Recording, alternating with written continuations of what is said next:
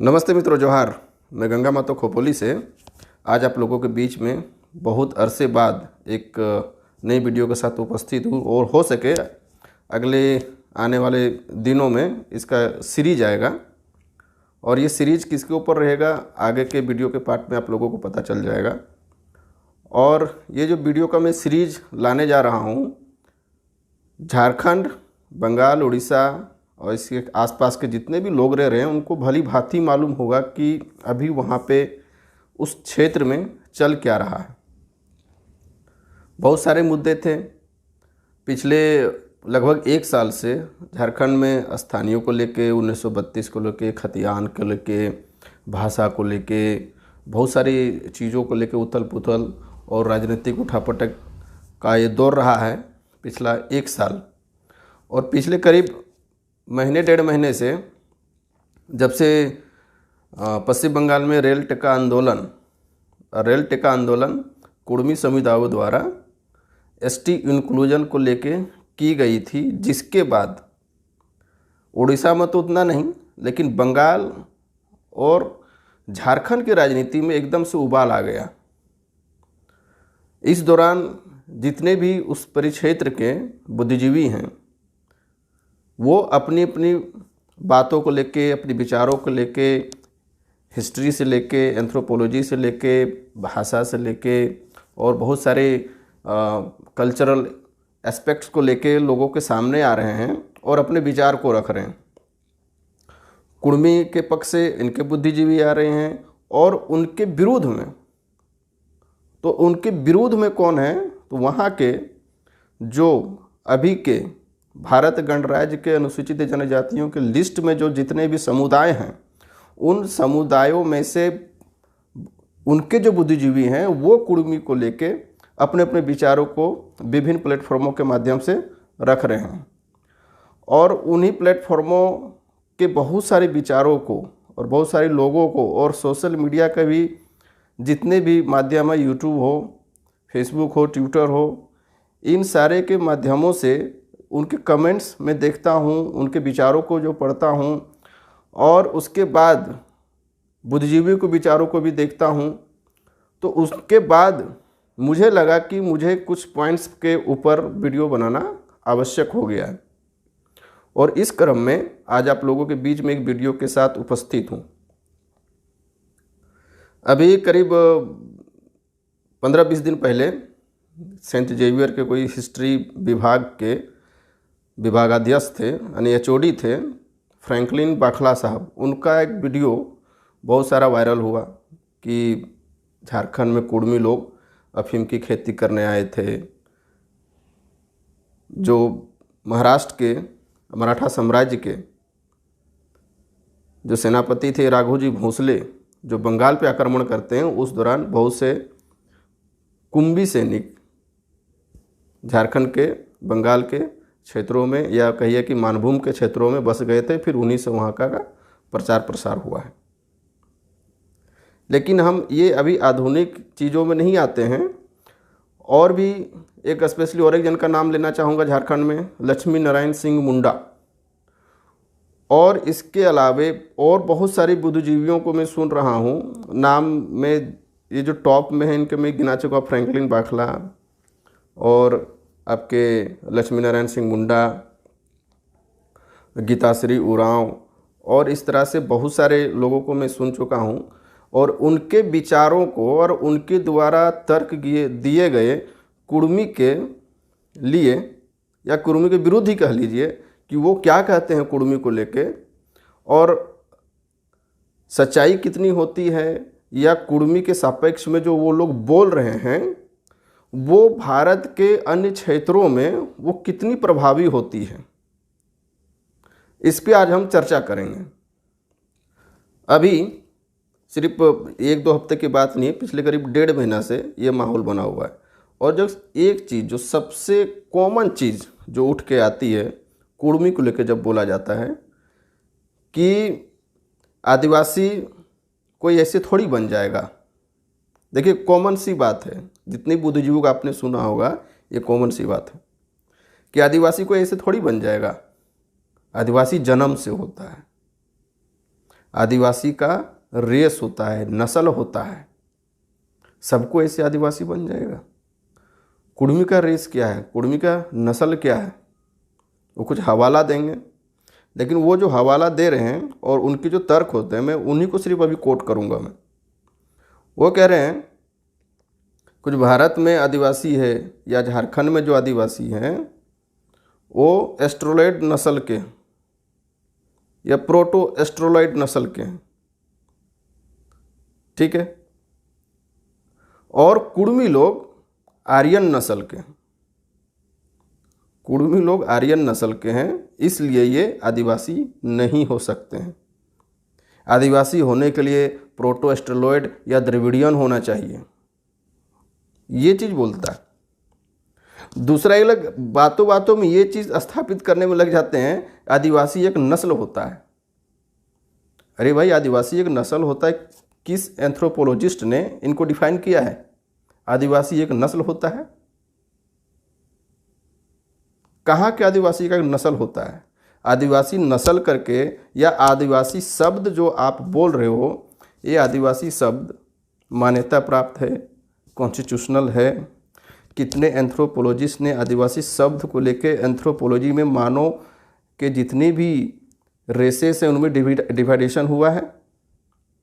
तो सबसे पहले आप ये चीज़ कंफर्म कर लीजिए कि आदिवासी कोई रेस नहीं है, कि आदिवासी एक रेस होता है। आप जो गिना रहे थे इससे पहले कि एस्ट्रोलॉइड है, द्रविडियन है, आर्यन है, मंगलोइड है, ये सब ह्यूमन रेसेस हैं। ये भारत की बात होती है। भारत के जब बाहर जाएंगे, बृहद वर्ल्ड की बात करेंगे तो बहुत सारे ह्यूमन रेसेस आपके सामने आएंगी। लेकिन यहाँ जब हम झारखंड की बात करते हैं, झारखंड, बंगाल, उड़ीसा या करिए बृहद झारखंड या जो बृहद छोटा नागपुर क्षेत्र था, उनके परिप्रेक्ष्य में ये बात करना चाहते हैं। और उस परिप्रेक्ष्य में ये बोलते हैं कि आर्यन लोग से संबंध हम लोग रखते हैं, इसलिए आदिवासी कहाँ हो गए? बाय रेस तो ये आर्यन है। अरे आर्यन और द्रविडियन और जो एस्ट्रोलॉइड के बीच में विभिन्न जो एंथ्रोपोलॉजिस्ट हुए हैं, उनका आपस में कॉन्ट्राडिक्टरी टाइप का विश्लेषण है कुड़मियों को लेके। कोई द्रविडियन रेस में रखा है, कोई एस्ट्रोलॉइड में रखा है, कोई इंडो आर्यन या मिक्स करके कर देता है। तो अभी हम इन पे ना जाके इनके ही बातों को जरा हम पकड़ते हैं कि भाई इनके कहने का ये मतलब है कि जी आर्यन रेसेस के आदमी हैं वो भारत में आदिवासी नहीं हो सकते। इनसे मैं यही कहना चाहूँगा कि भाई आप झारखंड के ये जो 4 जिले हैं ना, लातेहार, रांची, खूंटी, गुमला, सिमडेगा, 5 जिला, इनसे ना आप ज़रा बाहर निकलिए और ज़रा बृहत लेवल पे आप थोड़ा खोज करिए। भारत के जितने भी जनजाति हैं अलग अलग स्टेट्स के, उनके आप रेसेस देखिए, उनके रेसेस कौन से हैं। आप ये कह देने कि भाई कि वो जो एस्ट्रोलॉइड नस्ल के लोग हैं या द्रविडियन नस्ल के लोग हैं, बस वही आदिवासी हो सकते हैं। अभी मैं नस्ल की ही बात कर रहा हूँ। आपके लिए बता दूं, आप जम्मू एंड कश्मीर के एसटी में सूचीबद्ध जो जनजातियां हैं उनके लिस्ट निकालिए। मैं आपको 3 नाम गिना रहा हूँ, आप खुद उनका वेरिफिकेशन कर सकते हैं। पहला नाम है गुज्जर, दूसरा नाम है बकरवाल, तीसरा नाम है डर्ड आर्यन। नाम देखिए, डर्ड आर्यन या डर्ड पीपल बोलते हैं। डर्ड पीपल, डर्ड लोग जो हैं या डर्ड ट्राइब हैं, वो लद्दाख के क्षेत्र में निवास करते हैं। और चूंकि अभी लद्दाख यूनियन टेरिटरी बन गया है, तो इससे पहले जम्मू एंड कश्मीर में था, तो यूनियन टेरिटरी बनने के बाद या उससे पहले भी डर्ड पीपल अनुसूचित जनजाति के लिस्ट में शामिल थे। डर्ड पीपल आप खुद इनके बारे में सर्च करिए या कहीं हो सके जितना भी मटेरियल मिलते हैं आप उनसे इनके बारे में जानकारी इकट्ठा करिए और देखिए कि ये डर्ड पीपल लोग कौन हैं। ये अपने आप को शुद्ध आर्यन मानते हैं, प्योर आर्यन बाय रेस, कि इनके रक्त में कोई मिलावट नहीं हुआ है। और जिस जगह पे ये रहते हैं लद्दाख में, उस जगह को बोला जाता है आर्यन वैली, यानी कि आर्यों की घाटी। उस आर्यन वैली, देखिए इसके नाम के साथ में आर्यन वैली पूरी जगह के नाम पड़ा हुआ है।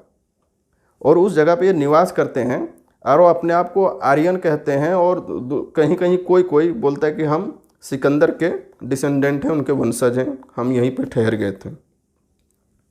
ये लोग आर्यन हैं बाय रक्त, बाय नस्ल, और ये जनजाति की लिस्ट में शामिल हैं।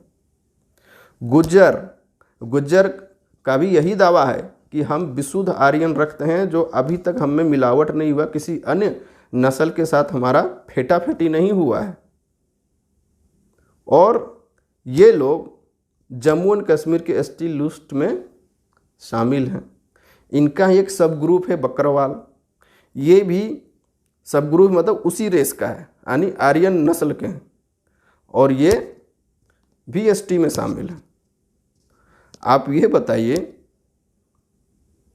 कि नस्ल आपका फिर कि जो थ्योरी आप बोल रहे हैं झारखंड में, नस्ल की थ्योरी कहाँ फिट बैठी? फेल हो जा रही है आपकी तो ये बात कि आर्यन नस्ल के लोग आदिवासी नहीं हो सकते, नस्ल होता है आदिवासी का। आप ये डिसाइड करें हैं कि नस्ल होता है आदिवासी का। आपके कहे अनुसार ही, मैं नस्ल की ही बात कर रहा हूँ, आपके कहे अनुसार ही द्रविड़ नस्ल के आदिवासी हो सकते हैं। झारखंड में जब गिनाएंगे तो उरांव जो लोग हैं वो द्रविड़ियन नस्ल के हैं। तो क्या द्रविड़ियन नस्ल के और जो लोग हैं साउथ इंडिया में, सभी के सभी लोग एसटी में हैं? आपके कहने अनुसार तो सभी को होना चाहिए था ना। क्या सभी द्रविड़ियन आदिवासी हैं या एसटी हैं? और अगर है तो क्यों हैं, और नहीं है तो क्यों नहीं है? क्योंकि नहीं है का परसेंटेज सबसे ज़्यादा है। अब आपका निकाल लीजिए कि नॉर्थ में कितने आदिवासी हैं, सेंट्रल इंडिया में जो सो कॉल्ड आदिवासी हैं या एसटी हैं उनका परसेंटेज कितना है, और फिर साउथ इंडिया में जो द्रविड़ियन नस्ल बोल रहे हैं उनमें सो कॉल्ड आदिवासियों का परसेंटेज कितना है। भागीदारी आप देखिए कि नॉर्थ में ज़्यादा है, साउथ में ज़्यादा है, मिडिल जो मध्य भारत है उनमें ज़्यादा है, या फिर नॉर्थ ईस्ट के जो इलाके हैं उनमें ज़्यादा है। बाय रेस की बात है। हम आर्यन में आपको 3 जातियों का नाम गिना दिया जो बाय रेस शुद्ध आर्यन है, लेकिन भारत ये गणराज्य में ये एसटी की लिस्ट में शामिल हैं। तो किस आधार पे हैं? और जो आप रेस की थ्योरी यहाँ झारखंड में बात करके लोगों को बरगलाने का काम करते हैं, उनके लिए एक टास्क के रूप में भी है, और आपकी एक जानकारी के लिए, आपकी जानकारी में बढ़ोतरी के लिए है कि आप इन 3 जाति जो जम्मू एंड कश्मीर के लोग हैं जो विशुद्ध आर्यन हैं, इनके बारे में आप जानें। ये हो गया रेस की बात। दूसरी बात ये बोलते हैं कि कुड़मी लोग की जो भाषा कुड़माली है ये इंडो आर्यन फैमिली से बिलोंग करती है। तो इंडो आर्यन बोलने वाले, और देखिए यहाँ पे ऐसी बात होती है कि अगर भाषा समूह इंडो आर्यन है तो इंडो आर्यन को बोलने वाले बाय रेस आर्यन हो जाते हैं। ये भाई बड़ी कमाल की बात है। ये कैसे कैसे लोग भाषाविद और एंथ्रोपोलॉजिस्ट झारखंड में निवास करते हैं, इनके ऊपर हमको तरस आती है। अगर इंडो आर्यन फैमिली के भाषा को बोलने वाला कोई जन है तो वो अपने आप आर्यन हो जाता है। जबकि ऐसी थ्योरियाँ जब एंथ्रोपोलॉजिस्ट या भाषाविद जो शुरुआत में ही 19वीं सदी में जब ये लोग 1890 या 1900 के आसपास में जो चल रहा था उस टाइम ये रिजेक्ट हो चुका है। इसके बाद भी पता नहीं किस हिसाब से ये लोग इन चीज़ों को आगे बढ़ाते हैं। रिजेक्ट भी किस तरह से हुआ है अब के कुछ उदाहरण से आपको समझ में आ जाएगा आगे। तो भाई इनका ये कहना है कि जो आदिवासी लोगों की जो भाषा है वो एस्ट्रो एशियाटिक फैमिली से है। तो एस्ट्रो एशियाटिक फैमिली भाषा के बोलने वाले लोग जितने हैं वो आदिवासी हैं। इंडो आर्यन जो बोलने वाले लोग हैं आदिवासी नहीं हैं। रेस के बाद ये लोग भाषा पे उतरता है। अब इसलिए मैं भाषा का उदाहरण देना भी मैं यहाँ उचित समझ रहा हूँ। भाषा का मैं पहले मोटा मोटी आपको एक परसेंटेज बताता हूँ।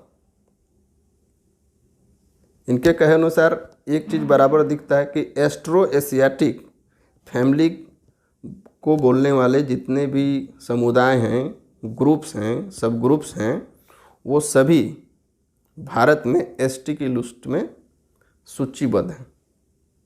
मतलब 100% एस्ट्रो एशियाटिक बोलने वाले लोग एसटी में सूचीबद्ध हैं, 100%। एक नंबर। दूसरे नंबर पे टाइबेटो चाइनीज, तो भूटान, अरुणाचल प्रदेश, वो जो इलाके नॉर्थ ईस्ट के इधर थोड़ा नीचे आ जाइएगा, तो वो जो भाषा समूह उधर का है वो टाइबेटो चाइनीज है। तो टाइबेटो चाइनीज बोलने वाले भाषा समूह के 80% लोग एसटी लिस्ट में सूचीबद्ध हैं।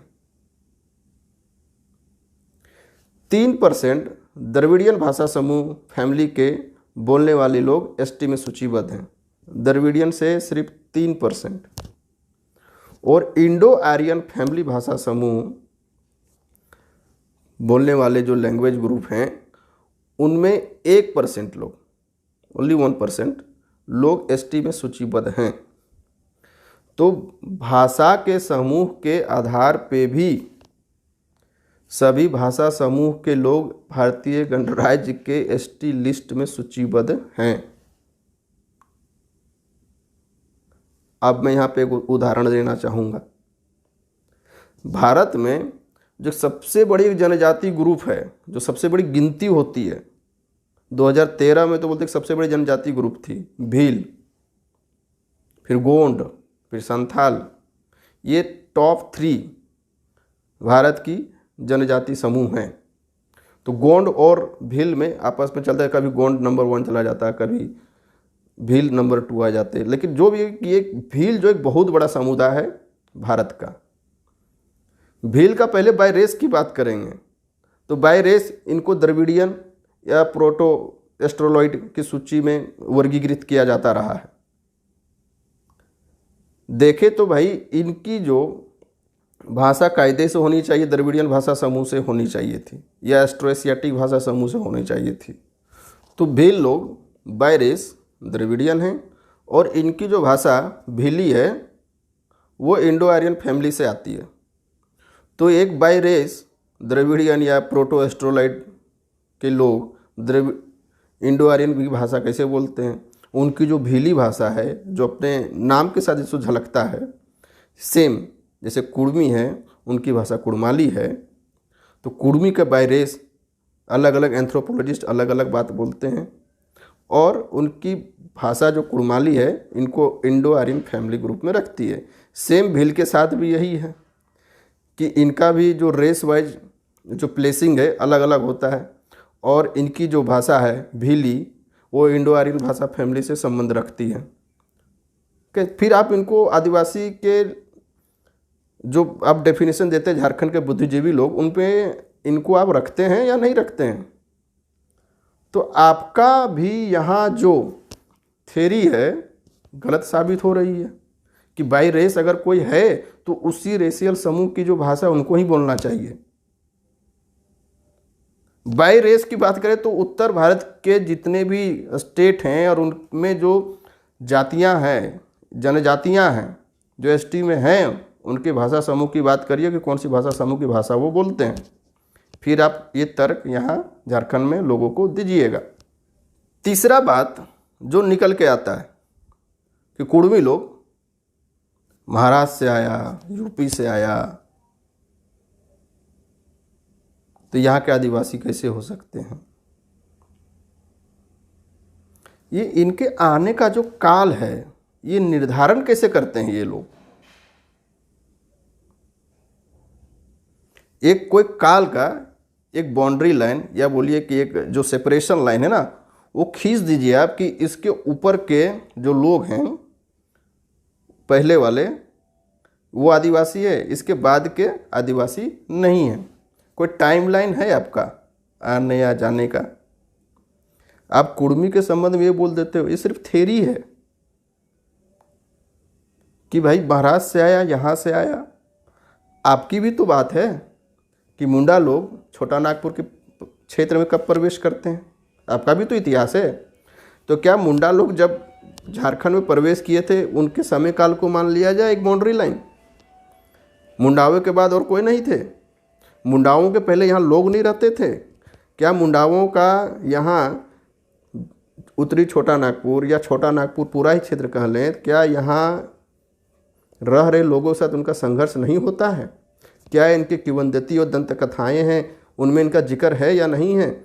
या मुंडाओं को लेके जितने भी इतिहास लिखे गए हैं अलग अलग इतिहासकारों के द्वारा, क्या उन इतिहासों में यहाँ के लोकल लोगों के साथ के संघर्ष का उल्लेख है या नहीं है? संथाल लोग झारखंड परिक्षेत्र में कब आए? वो पहले कहाँ कहाँ रहते थे? रिसेंट में आप देखिए, ये लोग मयूरभंज में कब गए थे? फिर बांकुड़ा से संथाल परगना कब गए थे? सारा लिखा हुआ है। तो सारा माइग्रेशन का हिस्ट्री तो सबका है। संथाल परगना में जब गए थे तो वहाँ के जो पहले जो नेटिव लोग थे उनके साथ इनका संघर्ष होता है या नहीं होता है? तो ये आदिवासी जो बोलते कि यहाँ से आया वहाँ से आया, अब कुर्मी के संबंध में ये लोग अभी जान नहीं रहा कि आगे जो कुछ भी जो मिली जुली ये लोग बात बोलता है, आधा आधा एक एक लाइन का चीज़ उठा के डाल देता है, यहाँ से आया, ये यहाँ से आया। इतनी बड़ी आबादी है जो सबसे ज़्यादा कंस्टिट्यूएंट करती है इस क्षेत्र में, उनको बोले यहाँ से आया वहाँ से आया, इतनी बड़ी आबादी बस जाती है। इसके ऊपर में हम बाद में जाएंगे। तो इनका यहाँ से आना वहाँ से जाना ये आदिवासी को तय कर रहा है। अब मैं फिर यहाँ एक उदाहरण आप लोगों को देना चाहूँगा। भारत में एक जनजाति है, उसका नाम है सिद्दी, सिद्दी ट्राइब। आप इनके बारे में जानकारी इकट्ठा करिए, गूगल में सर्च करिए सिद्दी ट्राइब। सिद्दी ट्राइब भारतीय ट्राइब से इसका कोई संबंध नहीं है कि ये कब आए, किधर से आए, ठीक है? किधर से आए नहीं आए ये फिक्स है, लेकिन ये जनजाति में कैसे आए ये चर्चा का विषय है। आप इनके ऊपर चर्चा या सर्च कर सकते हैं। सिद्दी ट्राइब के लोग इथोपिया यानी अफ्रीका का एक देश है, इथोपिया से इन लोगों को गुलाम के रूप में, जो अरब ट्रेड लोग करते थे गुलामों की, स्लेव ट्रेड, उनके माध्यम से 628 ईस्वी में इथोपिया से इन लोगों को शिप में भर भर के, एक डब्बा होता था बहुत बड़ा जिसमें आदमी उसमें रह जाता था, उस डब्बों में भर भर के इन लोगों को लाया जाता था और गुजरात में इनको बेचा जाता था। तो जो डब्बे बड़े बड़े होते थे ना, उन डब्बों को बोला जाता था सिद्दी। तो इसलिए इन लोगों का नाम सिद्दी पड़ा। लेकिन ये ओरिजिनल में कौन लोग हैं? तो इनका अपना ट्राइब है। इसके ट्राइब का नाम बंटू ट्राइब है। जो बंटू ट्राइब अफ्रीका में एक बहुत बड़ा ट्राइबल समूह है, उस ट्राइबल समूह से ये संबंध रखते हैं और इनको गुलामों के तौर पे भारत लाया गया था। और 628 ईस्वी पहला बार इन लोग का शिप आया था गुजरात में, और 628 के बाद इन लोग लगातार यहाँ पे बसते गया। मुस्लिम आक्रमणकर्ता जो आते गए उनके साथ भी इन लोगों ने मिल के युद्ध करते थे, एक गुलाम के तौर पे, गुलाम सैनिक के तौर पे। तो आज के परिप्रेक्ष्य में देखा जाए, आज का डेट पर जब हम इसकी तुलना करेंगे तो करीब 1400 साल पहले ये लोग यहाँ पे भारतीय भूमि में आए थे। और इनका भी रहवास क्षेत्र देखेंगे तो आपका गुजरात, महाराष्ट्र, गोवा के कुछ, और आपका हैदराबाद तरफ, आंध्र प्रदेश में इन लोगों का आबादी है। और इनको कर्नाटक और गुजरात में इनको एसटी का दर्जा दे दिया गया। ये आए हैं, इनका पता है, ओरिजिन पता है कि लोग यहाँ से आया, गुलाम के तौर पे आए और यहाँ के आदिवासी बन गए। ठीक है, अब मैं यहीं का भारत की ही बात करूँगा।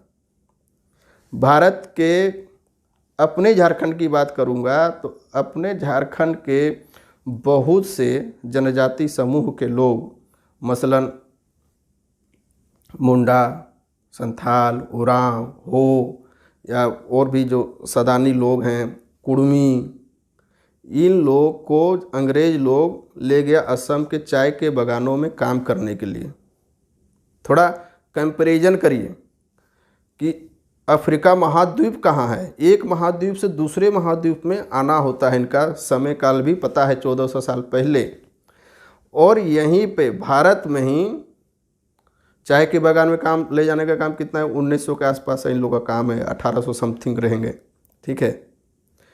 इन दौरान 1880 1900 कुछ ऐसे ही इन लोगों का समय काल है। इन लोगों को यहाँ से मात्र कितना 1000 किलोमीटर दूर आसाम गुवाहाटी जो चाय के बागान है वहाँ इन लोगों को ले जाया जाता है। और मतलब आप इनका माइग्रेशन का टाइम देखिएगा तो सिर्फ इन लोगों का टाइम कितना जाएगा, 120 साल 140 साल, इससे ज़्यादा का नहीं है।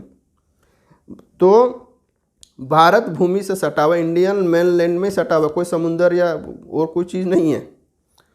इंडियन मेनलैंड से सटा हुआ लोग सिर्फ 1000 किलोमीटर बाहर जाते हैं काम करने के लिए। नस्ल वही है तुम्हारा, भाषा भी तुम्हारे पास है जिसकी आप बात करते हो क्राइटेरिया के तौर पे। वही जनजाति जो झारखंड में आप एसटी में सूचीबद्ध हो, वही लोग जो काम करने के लिए सिर्फ 120-30 साल पहले आसाम जाते हैं, वहाँ पे आप जनजाति नहीं हो, वहाँ के राज्य सरकार की लिस्ट में आप शामिल नहीं हो, आपको आदिवासी माना ही नहीं जाता है। इस संबंध में आपका क्या विचार है? और केवल आसाम की एक बात बताएं, यहाँ झारखंड के उरांवों को अंग्रेज लोग रोड कंस्ट्रक्शन के लिए लक्षद्वीप लेके जाते हैं। लक्षद्वीप में भी इनको आदिवासी का दर्जा नहीं है और वहाँ पे भी यदा कदा इन लोग मांग उठाते रहता है। आसाम में भी मांग उठाते रहता है, बोलता हम आदिवासी वहाँ है तो हमको यहाँ आदिवासी माना जाए। 75 साल हो गए इनकी बातों को मान लिया गया। क्यों आंदोलन की दरकार पड़ती बीच में करते हैं? तो ये अगर कुर्मी लोग अगर कुछ कह रहे हैं तो बिना आधार के तो नहीं करें, सारे सबूतों के आधार पे कर रहे हैं, सारी जो सेंसस है उसके आधार पे कर रहे हैं, जितने एंथ्रोपोलॉजिस्ट हैं भाषाविद हैं उनके कहे अनुसार ही कर रहे हैं। आप जिस आधार पे जनजातीय लिस्ट में शामिल हुए हैं उसी अर्हता को कुर्मी भी पूरा करता था। इस आधार पे बात हो रही है, आपसे बात नहीं हो रही है, सिस्टम से बात हो रही है, जो संबंधित संस्थाएं हैं गवर्नमेंट है उनसे बात हो रही है। अगर किसी को लगता कि भाई एसटी हमारी जागीर है, हम ही रहेंगे, इसके अलावा कोई नहीं हो सकता है, तो अब भारत में आज़ादी के वक्त कितने जनजाति समूह थे और अभी कितने हैं ज़रा कल्पना करिए ना। करीब 400 से ज़्यादा आज़ादी के बाद 75 सालों में 400 से ज़्यादा ग्रुप इसमें ऐड हो चुके हैं। प्रत्येक साल कहीं ना कहीं किसी राज्य की जनजाति समूह उसमें शामिल होती हैं। झारखंड में इस पर 10 जाति समूह शामिल हुए जनजाति के लिस्ट में। किन्हीं ने कुछ बोला? उनके जो क्राइटेरिया उनको पढ़ने के लिए गए हैं। टीआरआई की रिपोर्ट है झारखंड के कुर्मी के लिए, टीआरआई की रिपोर्ट के बराबर बात करते हैं कि इसमें ये लिखा है उसमें वो लिखा है। अरे अभी ये जो 10 समूह शामिल हुए हैं उनका टीआरआई रिपोर्ट को आप लोगों ने पढ़ा है? ज़रा पढ़िए और बताइए कि जिन बिंदुओं पे आप विरोध करते हैं उन बिंदुओं को कितने फुलफिल कर रहे हैं।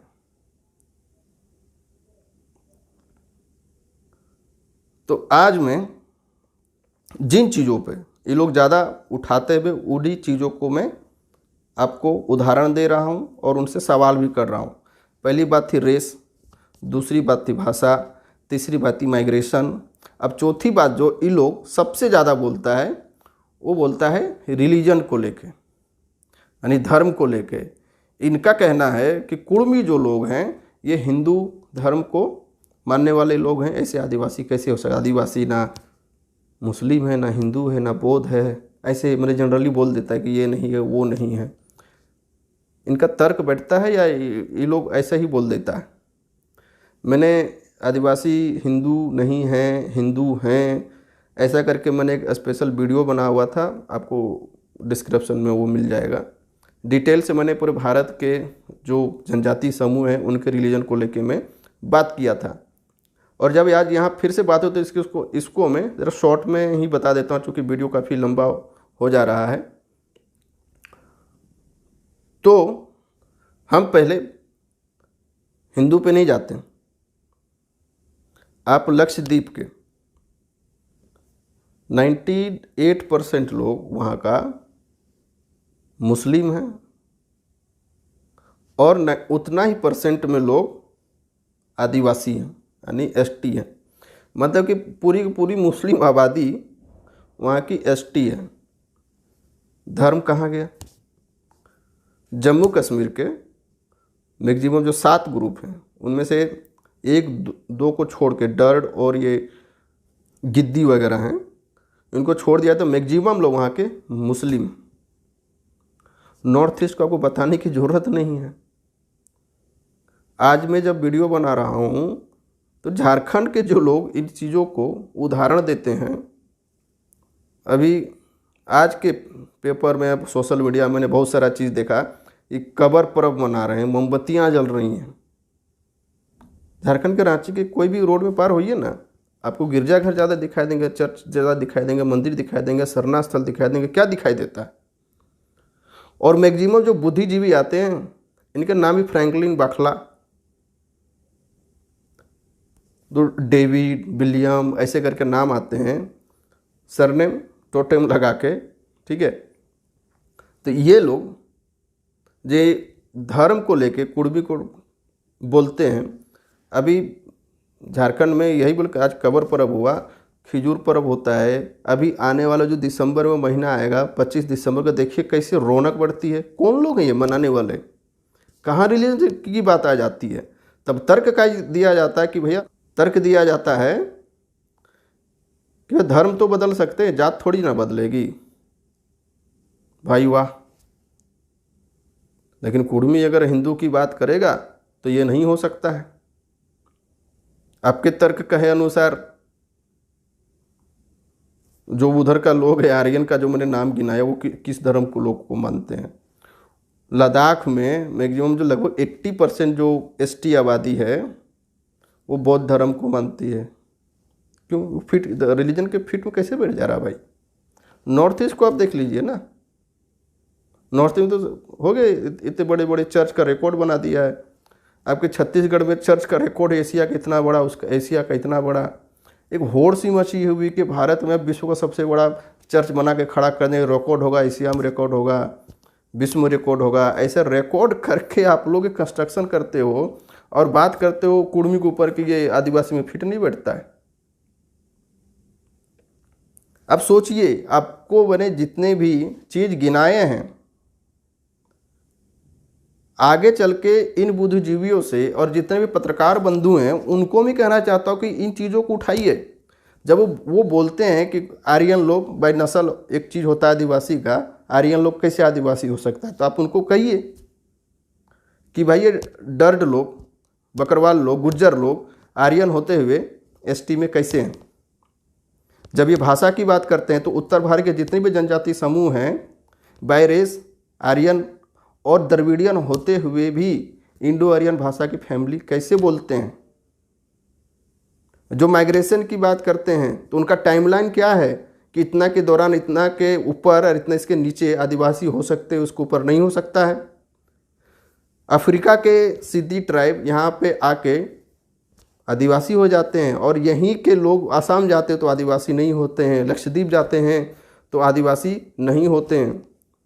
रिलीजन की जब बात आती है तो बौद्ध, क्रिश्चियन आज के डेट में अगर सबसे ज़्यादा बात करेंगे, मैक्सिमम जो जनजाति समूह को लोग वो हिंदू धर्म को फॉलो करते हैं और दूसरे नंबर पे अब ईसाई आने लगा है।